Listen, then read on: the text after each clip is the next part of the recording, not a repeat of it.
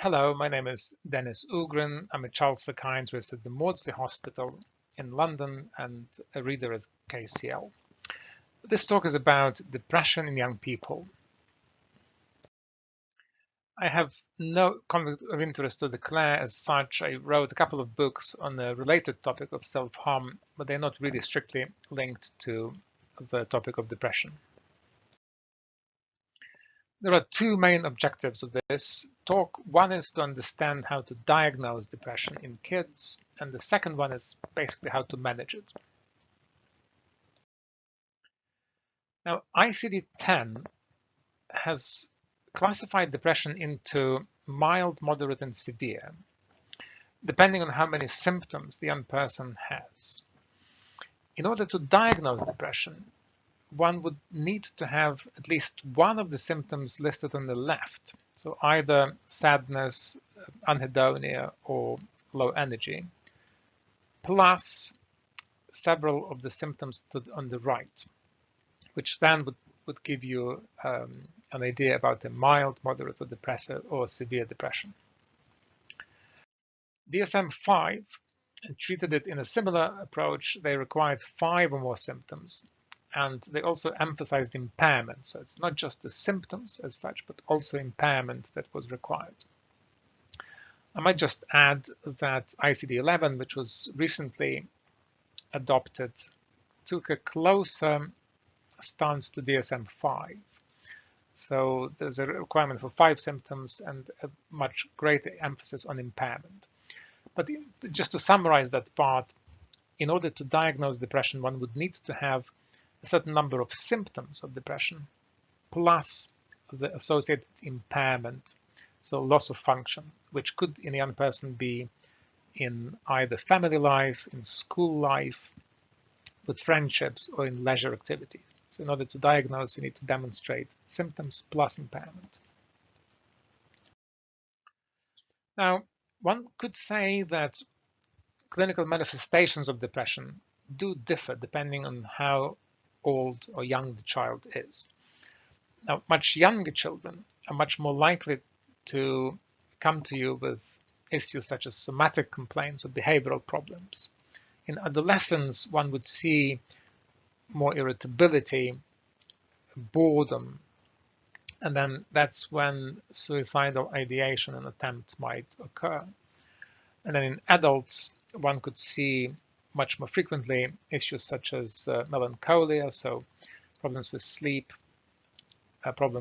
consistent problems with sleep, problems with appetite, sexual dysfunction, and then psychosis becomes more common, and suicide sadly becomes more common too.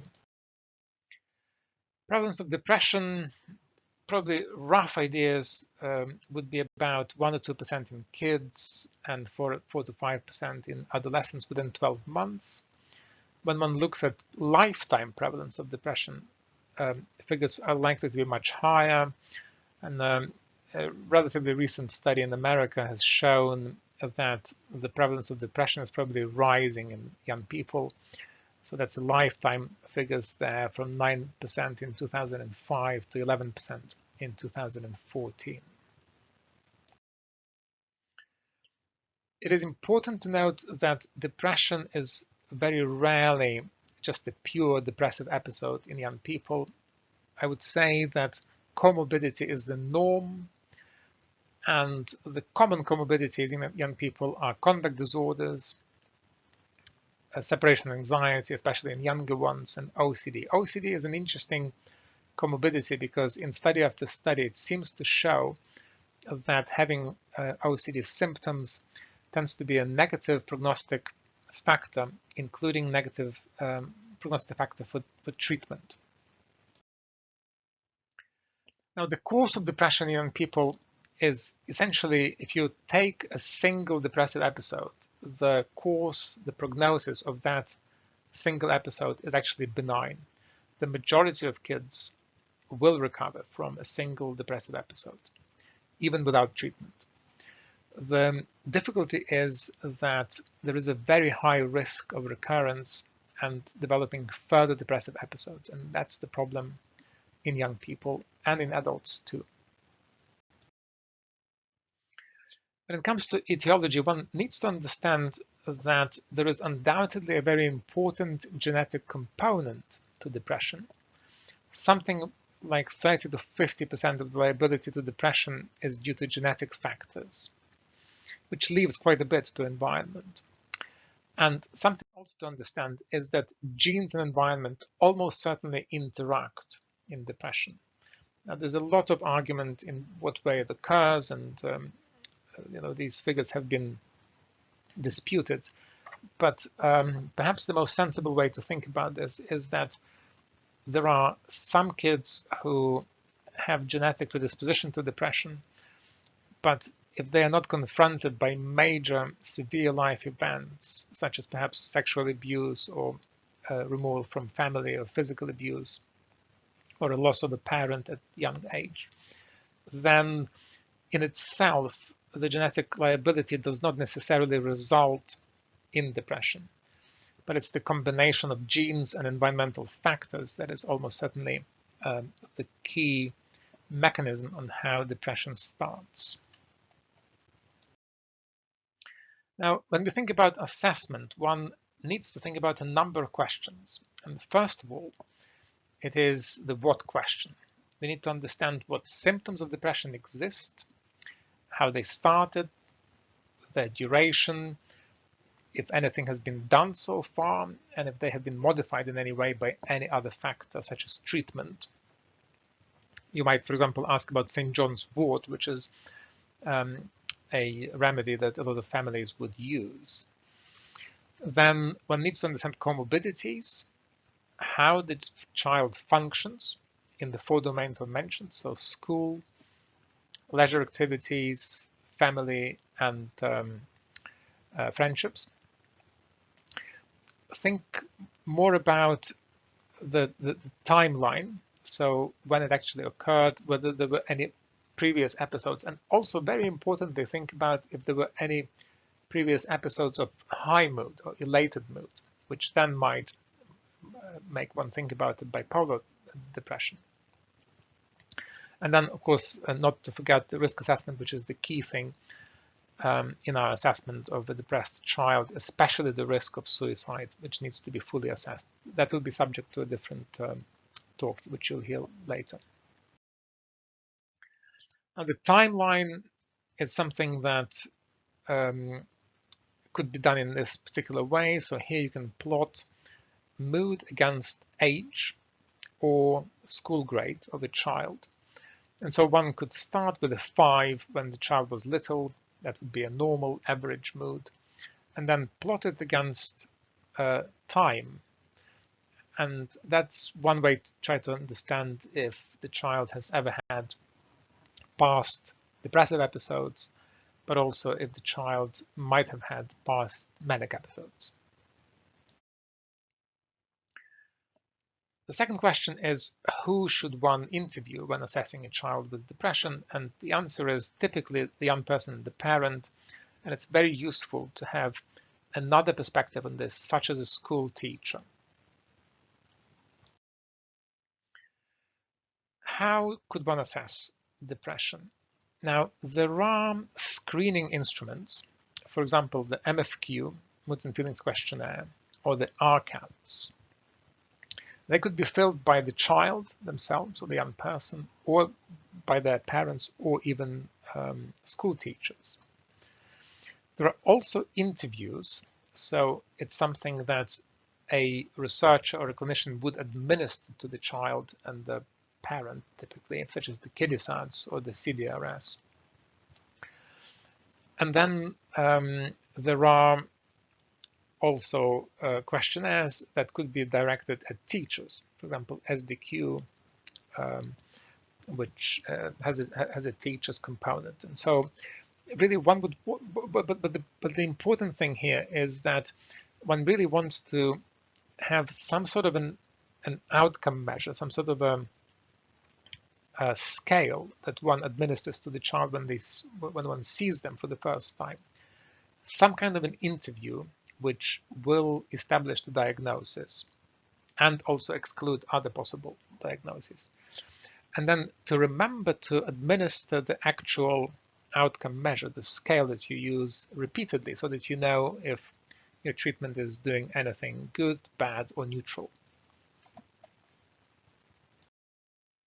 That's an example of a questionnaire called the MFQ. You can see these are the questions directed at the child. I felt miserable or unhappy, true, sometimes not true, and so on. You can see that questionnaires of this kind cannot establish the diagnosis of depression, because a child might feel miserable or unhappy for a number of reasons, a number of disorders, and even without any disorder at all. But what it actually allows you to do is to establish a baseline against which to then compare your interventions. Now, I would recommend that all of you have a quick look at NICE guidelines for depression. That's the website here. They are quite recent. There was a lot of controversy about them, but they are a useful clinical instrument to rely upon. Now, what do they say? First of all, NICE guidelines are structured around severity of depression. So what they talk about is about mild depression, and then severe to moderate to severe depression. Now, what you need to remember is that for a mild depressive episode in a child or a young person, what NICE recommend is, first of all, watchful waiting and lifestyle advice for something like 2 weeks. The reason for this is because, as I mentioned before, a lot of depressive episodes are self-limiting, and the child recovers from them without any further input. What watchful waiting means is not just do nothing, but to remember to see the child again and to monitor the child, to give that advice to the parents, and also give some lifestyle advice, which essentially boils down to sleep hygiene, anxiety management, a sensible amount of exercise, and sensible food that the child eats. Now, if that has no effect, then the next two things that the NICE guidelines advocate are digital CBT, not that available, I must add, or group intervention such as CBT, non-directive treatment, and IPT, which is interpersonal therapy in group settings. And then if there's no effect of that, one then moves into attachment-based family therapy or individual CBT. I must say neither of these two things has particularly strong evidence-based, especially family therapy. Now, for moderate to severe depression, NICE guidelines are much more prescriptive, and they prescribe individual CBT for at least 3 months. And then as an alternative, they list 4 other therapies, which is IPT for adolescents, interpersonal therapy, family therapy, brief psychosocial intervention, and psychodynamic psychotherapy. We will come on to why these things are listed here in a minute. Now, if there's no response to psychological therapy after 4 to 6 sessions, NICE guidelines say one is supposed to add fluoxetine, and they specifically say one medication, which is fluoxetine, not anything else. Or under certain circumstances, one might start treatment of moderate to severe depression already with a combination of a psychological therapy plus fluoxetine. What happens then is, according to NICE, is if there's no response, one needs to change the psychological therapy. For example, if the child had CBT, consider a different therapy such as IPT, and then change fluoxetine to citalopram or sertraline. Now, NICE make specifically, mention specifically by name only these 3 SSRIs, 3 medications for depression: fluoxetine, and if not, citalopram or sertraline. Now, what is CBT? Essentially, CBT is, the idea of CBT is very old, probably goes back all the way to the ancient world. And the essence of this is that the events themselves are much less important than the way we interpret these events. Most of you will know about the so-called hot cross bun of CBT, where the way we think, our physiology, our behavior, and our emotions are all linked together. And if we change one of these four things, then the theory is that the rest of them will change. Specifically, CBT is primarily concerned with changes in the way we think, our cognitions or imagine things, and then our behavior.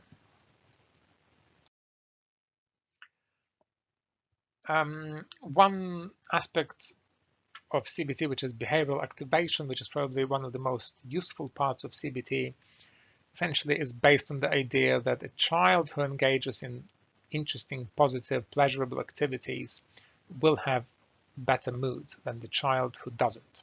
And one could show this in graphs of this kind.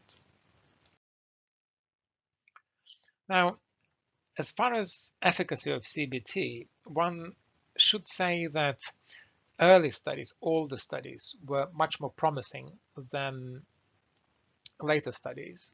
And there is a meta-analysis by Klein that has shown that the effect size really has been reducing over time for CBT. There may be a number of reasons for this, including, for example, the fact that standard treatment may be getting better. The CBT effect in different studies has been mixed. There are at least two large studies called IMPACT and TADS, where CBT really did not particularly outperform other therapies or even controls. In TORDIA, which we'll come on to in a minute, CBT did outperform control. That's the Klein meta-analysis showing that all the studies were reporting much higher, much greater effect sizes than more recent studies. Now, the other therapy that was mentioned by NICE, which we'll come on to in a minute, is called IPT, which is interpersonal psychotherapy. The idea of CBT is essentially one looks specifically at the child's own cognitions and behaviors.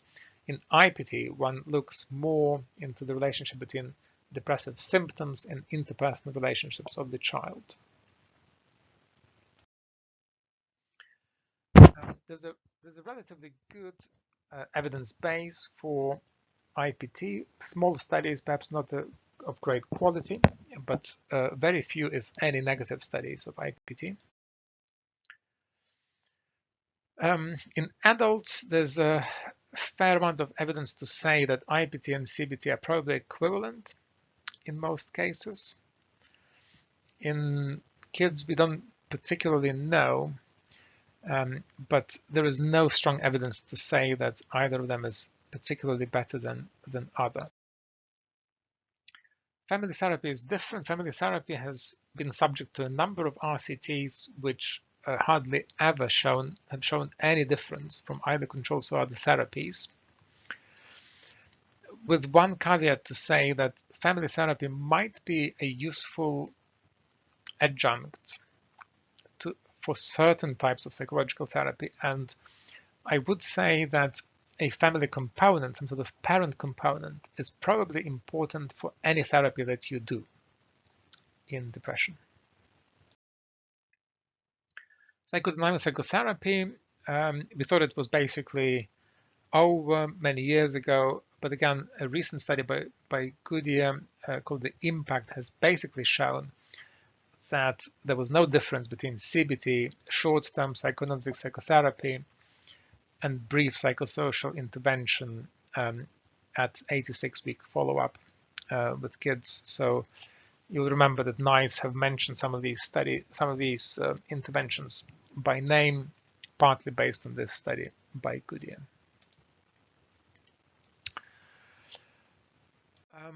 Now, so what is this brief psychosocial intervention that IMPACT has investigated? It's not a formal psychological therapy, but it's basically formalized good clinical care. It's about doing a quality assessment, listening, supporting the child, maybe do a bit of psychoeducation, do some social interventions, some behavioral activation, which we probably should do for most of our patients.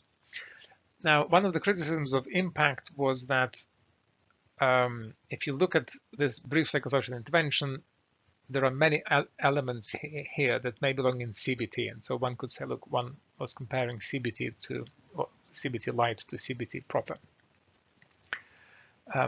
So that's something to bear in mind. What about creative therapies, such as art therapy, music therapy, dance therapy? There is no good evidence, but that doesn't mean that they don't work.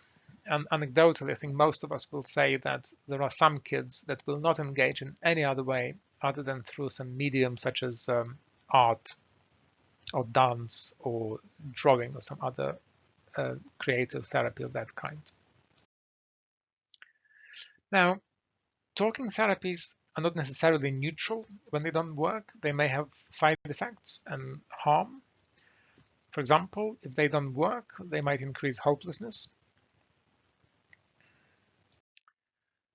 They could irritate the child and make them less likely to seek any help at all. They could lend themselves to dependence of the child, although it's probably less likely in kids than in adults.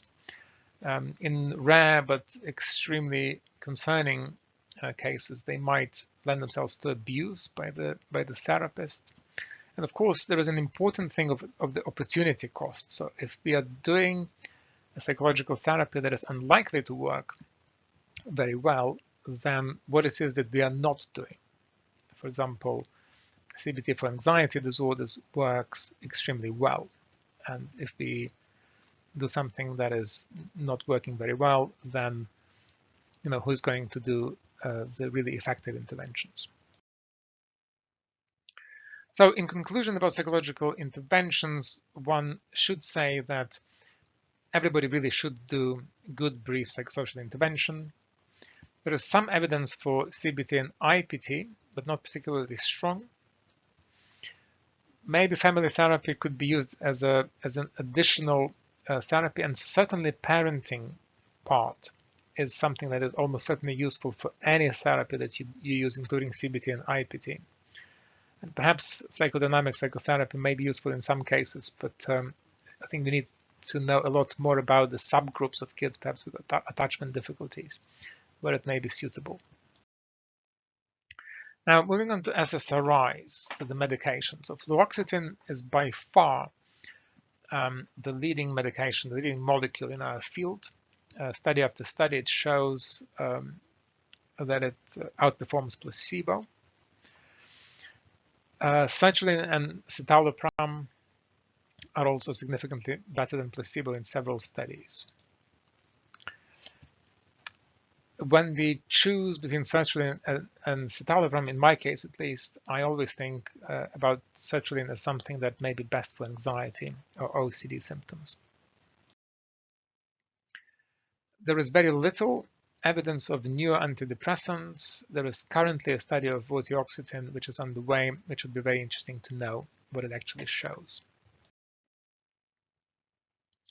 Now, the problems with antidepressant medication is essentially depression is an unusual condition where there is a very high chance that placebo would improve the symptoms. It's not true about many other disorders. You will not expect this, for example, in OCD or in schizophrenia or in other disorders, but in depression, one does see quite a lot of placebo effect. Secondly, obviously, trials that are done are not often very similar to the clinical situation that we face. And so kids in clinical trials are often much less severe than we see clinically, often have no suicidality and no comorbid problems such as substance misuse. And so they're not easily comparable to the kids that we see every day. Then what one might also say is that there is a bit of a gradient between the response of to SSRIs versus placebo and severity. And so the more severe the depression is, the less the chance that placebo actually does anything at all. So if one were to in our imagination continue these lines, then perhaps in the most severe cases, one should see the greatest amount of response. There are harms of medication. There are side effects which are common, but they're usually mild and transient. I mean, I have prescribed SSRIs to many children over many years, and I can remember severe side effects almost by name because they are really quite rare. But one still needs to warn patients and families about these side effects. Especially one has to specifically mention that there is a higher a risk of suicidal thoughts, self-harm, and thoughts of hurting others in antidepressants versus placebo. That is something that we are mandated to say. It's probably quite rare, but families need to be aware of that. Now, the increase in suicidality is probably happening only in a very small number of kids, and one needs to put this into perspective. And so numbers needed to harm are somewhere in the order of 100 plus in order to produce one more suicidal episode, either thinking or behavior, whereas numbers needed to treat are closer to about 10. And so overall medication is probably much more likely to treat suicidality and depression than to cause harm. And so all of this needs to be explained to the families when you work with them. As far as the dose of antidepressants in kids, we usually start with half the adult dose. And then we move very slowly to a standard dose. And then we gradually increase to whatever the BNF tells you is the maximum, but only if tolerated. If there are severe side effects, we do not continue. So in conclusion, fluoxetine is probably the best medication we've got for adolescent depression, then sertraline and citalopram or its cousin escitalopram. Effects are small versus placebo, but maybe large versus no treatment. And it's hard to interpret trials as they exclude sometimes the most severe and suicidal kids. In adult psychiatry, we have a number of methods of augmenting, i.e. increasing the effect of the medication. We don't have these studies in children so far as I know. There's only one study of quetiapine in adolescent bipolar depression, which was not effective. What one does after SSRIs is one probably could look at some other medications such as venlafaxine. We'll come on to this in a minute. And in adults, one looks at antipsychotics, lithium, tryptophan, and lamotrigine as possible augmentations. But if one goes into these kinds of areas, one has to explain to the family that there is no evidence base in kids, and this is done as a matter of essentially therapeutic experiment. Now, I need you to remember 3 studies, apart from IMPACT, which we looked at in a bit more detail. So the TADS, the TORDIA, and the ADAPT studies. They're the largest ones in depression, apart from IMPACT. The reason why I want you to remember these studies is because they give you a basis on which you speak to families. And so what one has to say to the family is basically that, as far as we know, if you have a child with the first episode of depression, which is based on the TADS data, then after 12 weeks of treatment, one could expect the following roughly response rates. With placebo, 35% response. With CBT, about 45% response. With an SSRI, such as fluoxetine, about 60% response, and the combination of SSRI plus CBT probably gives you about a 70% response rate. With Thordia, which was a study done on those young people who did not respond to the first SSRI, then in that study, the question was, if the child did not respond to an SSRI, what would happen if you change that SSRI to a different SSRI? So for example, a child who started off with fluoxetine, if you change that to sertraline, what would happen then? In that study, they also had a venlafaxine arm, which is an SRI. And what they have found was that the SSRIs, a different SSRI or an SNRI such as venlafaxine, were roughly about the same, equally effective in giving a response, about 40% chance of response. Except SNRI such as venlafaxine actually had more side effects and more severe side effects. And then if you add CBT to that, then the response rate increases to about 55%.